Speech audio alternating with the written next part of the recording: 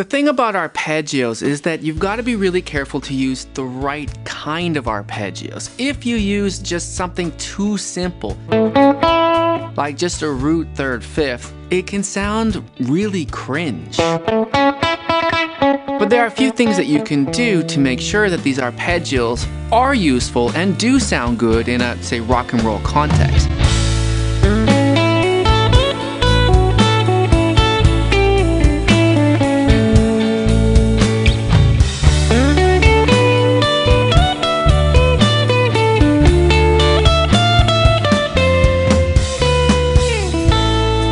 One of those things is to connect it to a lick right away. That way, the simple arpeggio can be used to break up your pentatonic scale shapes and to make the lick sound more connected to the chord underneath, as long as you're listening to that chord underneath and you know what chord it is at the moment. So for example, let's say we took a very simple arpeggio, like just root third fifth of a major chord. In this case A, I could play root third fifth. You could also just think of that as a very common little triad there. And just connect it right away to a lick. So you go up the arpeggio and then you play the lick. That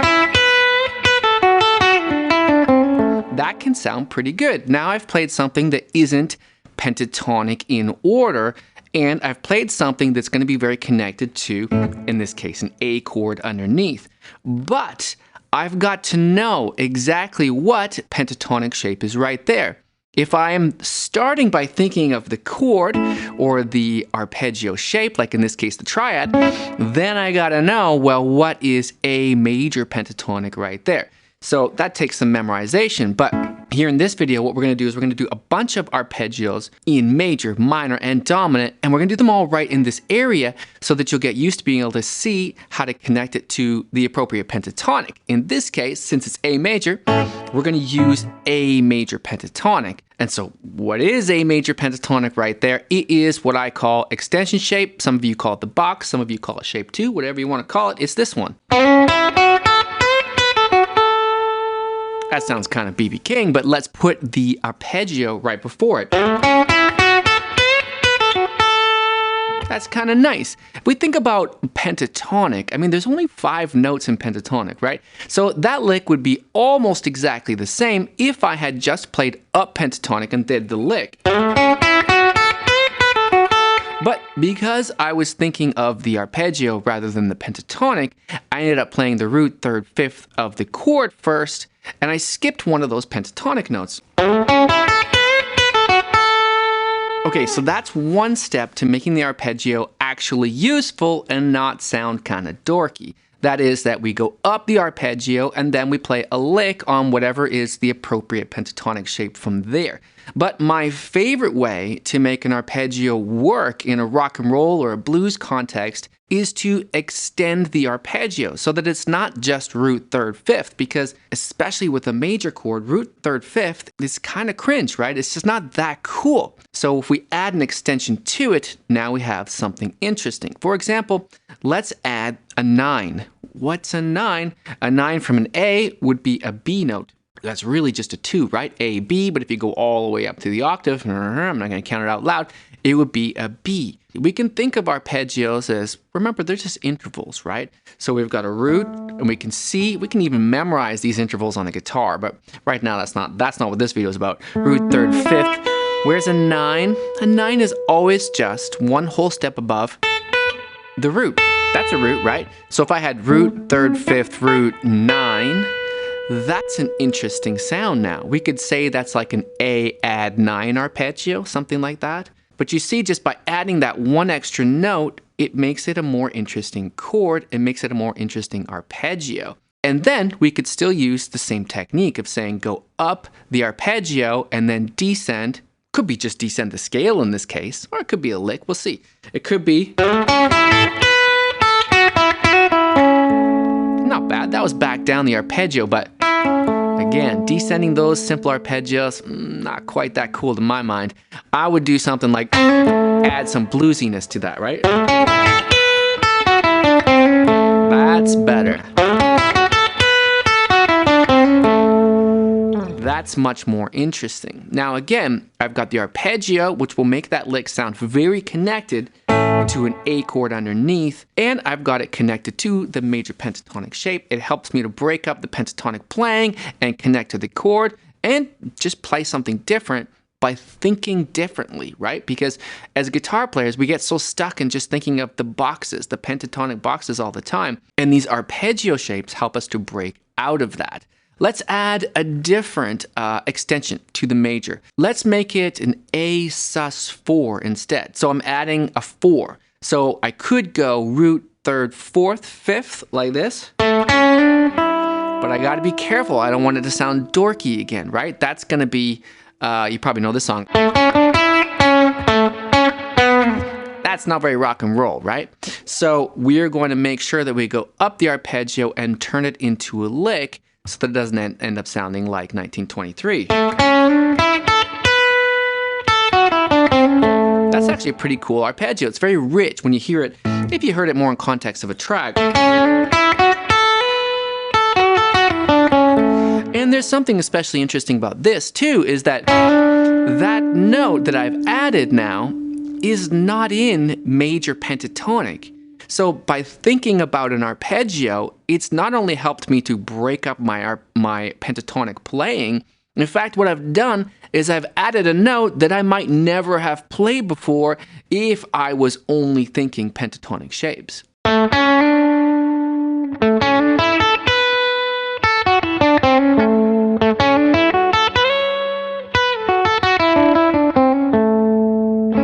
Okay, so that's adding an extension to a major arpeggio, right? But we want to make sure that we've got arpeggios ready for major chords, for dominant chords, and for minor chords, so that we've got them whenever we might want to pull those out of our pocket. So let's do a dominant chord. But what's a dominant chord, you might be asking? That means it's like A7 instead of A, right? So it still has the same root, 3rd, 5th, but it's got a minor 7. You could think of this as just another extension, right? But it's a very bluesy extension. When we think of a 12-bar blues isn't just A, D, E, it's usually A7, D7, E7. So we've got to be able to figure out, how do I do that? I know it's a root, 3rd, 5th, because I've memorized that. That's a little bit of theory that you get used to over time. You're going to start seeing them on the fretboard. Major thirds look like that, fifths look like that, and the minor 7 would be there. Another thing that you can do to find those intervals is just think of the larger chord shapes that you probably already know. For example, you probably already know an A major bar chord, just a standard chord, right? Well, that chord has in it that root, that 3rd, that 5th. It doesn't have that 7, but if you think of another common A7 bar chord with the pinky up here, it has it. It's right there. So that's another way we can start to remember where these intervals are. And one day, this is a more advanced level, you can actually just think of the intervals in your mind that you want, and you can see them on the fretboard, and you can make up arpeggios whenever you want them. So for example, A7 arpeggio, well, let's just do the simple one first. It would just be that. Already sounds pretty cool. That's not bad. I mean, that could be a lick in itself, but remember, to make them even more cool, what we can do is we can go up arpeggio and down the scale, or up arpeggio and turn it into a lick. So let me say I just go up arpeggio and down the scale. Couldn't help myself there. I did the bluesy thing there, right? To the minor and the major third. What am I thinking now? I gotta know what's the pentatonic shape that I want here. Now, this gets a bit heavy, I will say. There's a lot in this video already. But the heavy part of this is that in a blues context, we can use major pentatonic. We could use A major pentatonic, right? Like we did when we were doing the major chord.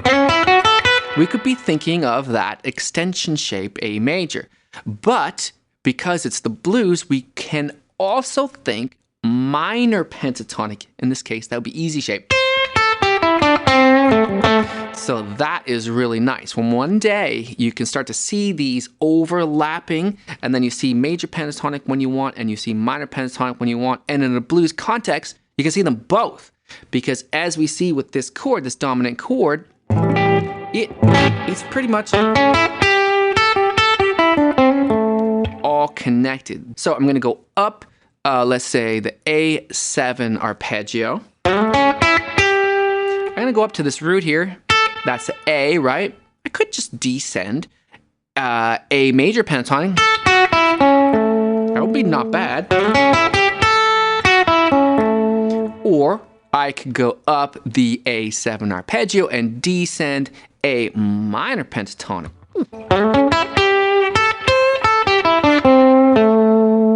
Now we have so many different sounds that we can use, right? We've got the dominant chord sound, which we're going to use when the song has that chord, remember. We can't just throw these arpeggios on any moment. You might get lucky, you might work out, but generally speaking, you're waiting for the moment, or you're always thinking about what the chord is at that moment. It's got to be when the song is on A7, or if it was on D7, you do the same thing, but for D7, right? There's that arpeggio. I just used the same shape, I just moved it up. We're gonna have a whole bunch of these arpeggio licks on our Patreon this Saturday, so you can join that for free. I'll see you there. And next week, I've got my new book coming out. It's called Fretboard Fundamentals, which will help you ensure you're not missing anything that will prevent you from taking that next leap up in your guitar abilities. Now, we need one more category of chords to be ready for, right? We've got major chords, we've got dominant chords, we've got minor chords. What we want to be able to have is one day, whenever you've got a chord coming up in a song, in a jam track, whatever, you always have at least a couple of arpeggios that you can use for that type of chord. And just think of it in like that, like three families is how I think of it. Major chords, dominant chords, minor chords, right? The major chords are root, third, fifth, plus some extensions we can use. The dominant chords are root, third, fifth, that's the same, but plus a very particular extension, in that case the minor 7, right? Used in the blues and other genres. And then the other one is the minor. And so that's not root, third, fifth, it's root, minor, third, fifth, right? So we get the sadder, darker sound, like A minor, or like this lick, I'm sure you know, which we're not allowed to play, but we just did. Now with the other arpeggios, especially with the major one, I said we have to be really careful not to sound kind of cringe because it can sound corny, right? But the minor ones, I find they never do. I don't know why. There's something about that minor third is already a little bit dissonant that it never seems to bother me, so I can play it straight out of the box in a sense. Root, minor, third, fifth. I mean, that is stairway, right?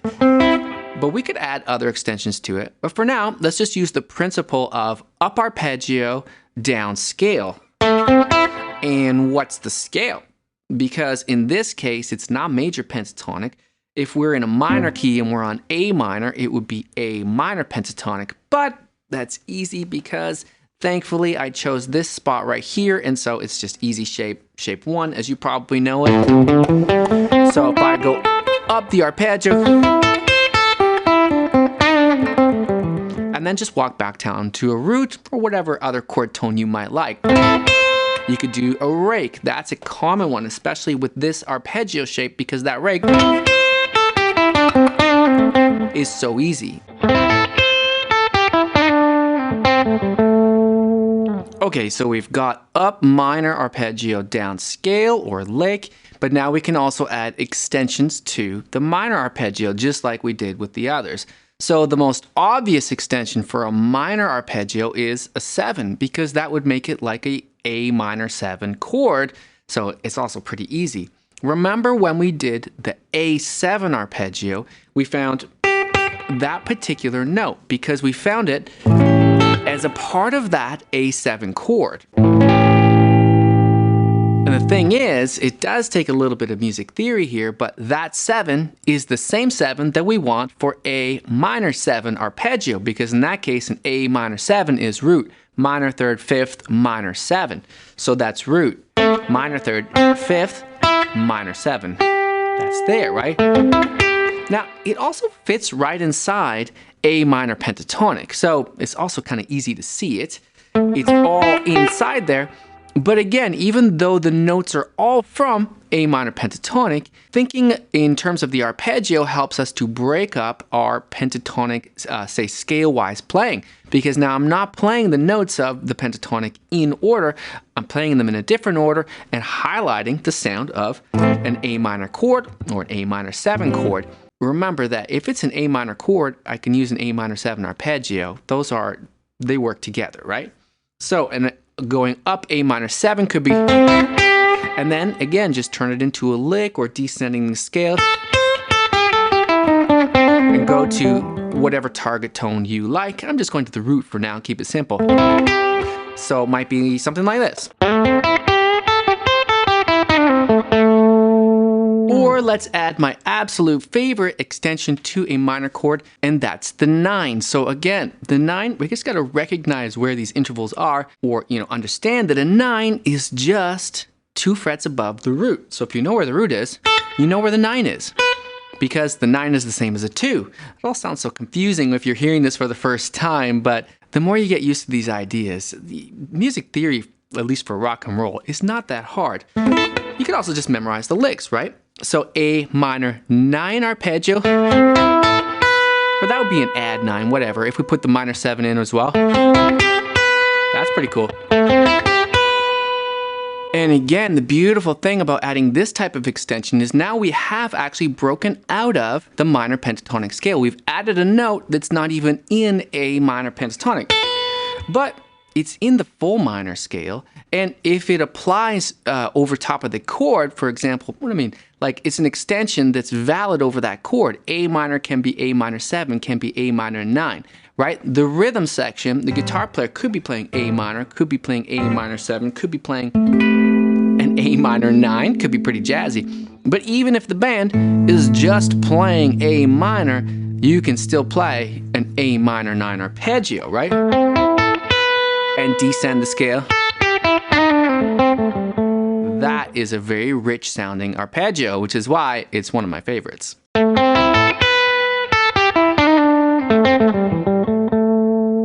Now, we've designed a jam track that will help you to practice all 3 of these categories, or families, you could say: major, dominant, and minor.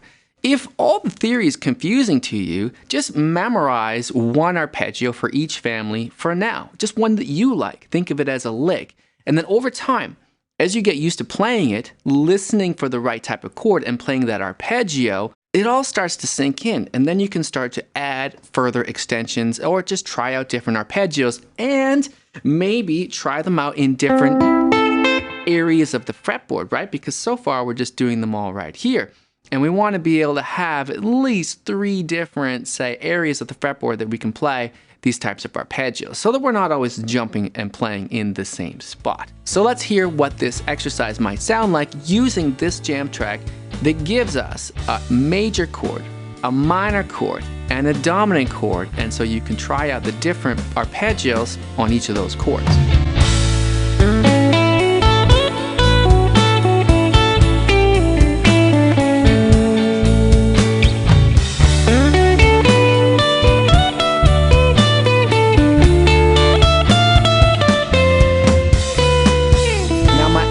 Absolute favorite arpeggio is this one from David Gilmour.